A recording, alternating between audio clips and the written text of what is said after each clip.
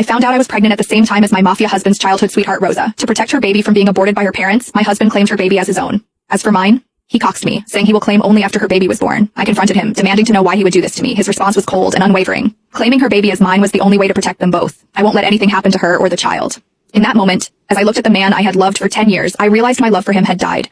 Not long after, my family condemned me, calling me a slut for having a child without a father and pressured me into getting an abortion. Meanwhile, my husband was in another city with his sweetheart helping her through her pregnancy. By the time he returned, I was already gone. I found out that my husband was accompanying his childhood sweetheart Rosa for her pregnancy checkup at my regular hospital this afternoon. Vincent, our baby looks so cute on the monitor. From the crack in the door, I saw Vincent's face lit up with a smile. Rosa was pointing at the monitor, and Vincent nodded, smiling back at her. If I didn't know that man was my husband, the father of my baby, I would have sworn they were a couple, happy and in love. Isabella Caruso, the doctor is ready for your examination, the nurse called. Vincent turned, his face drained of color, his eyes scanning the hallway. He must have heard my name. When his eyes landed on me, his mouth opened, but no words came out. I had been happily married to Vincent Falcone, my mafia husband, for nearly 10 years.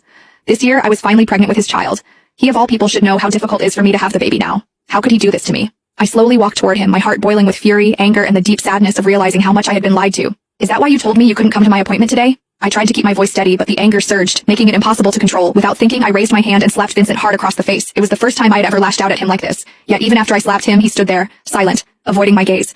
Your silence isn't helping, Vincent. You owe me an explanation. Vincent didn't move, but Rosa, who had been standing behind him, stepped forward, shielding him from my anger. Mrs. Falcone, Isabella, right?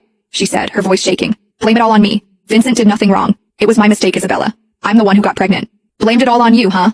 I scoffed, the bitterness in my voice clear.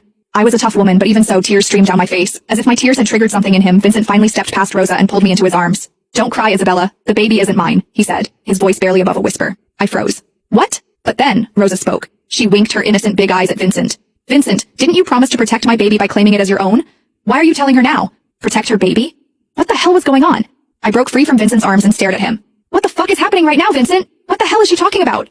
Vincent! Rosa called him too, clearly trying to stop him from saying anything more. But Vincent didn't hesitate. Isabella's my wife. She deserves to know. All right. Rosa's tear-filled eyes locked onto mine. If you really need to know, Isabella, Vincent decided to claim my baby as his, so he might not be able to claim yours. Vincent's face drained of color, but he stayed silent, offering no correction. But don't worry, Rosa continued, her tone suddenly sweet as she reached for my hand, her fingers hovering just above mine. Vincent said that even he can't claim your baby now. He'll adopt once you've given birth. Our baby will belong to the Falcone name, she added, her voice dripping with faux sincerity. I swear I saw a brief smirk twist her lips, but it was gone before I could be sure. I turned to Vincent, still silent, his head bowed as if he couldn't bear to look at me. Is this true, Vincent? My voice wavered as I forced the question out. You're going to give up on our baby to save hers? I'm sorry, Isabella, he whispered, his voice hoarse, barely audible. Tears welled up again. Is her baby so important to you that you'd abandon ours? Vincent hesitated, the pause slicing through me like a blade.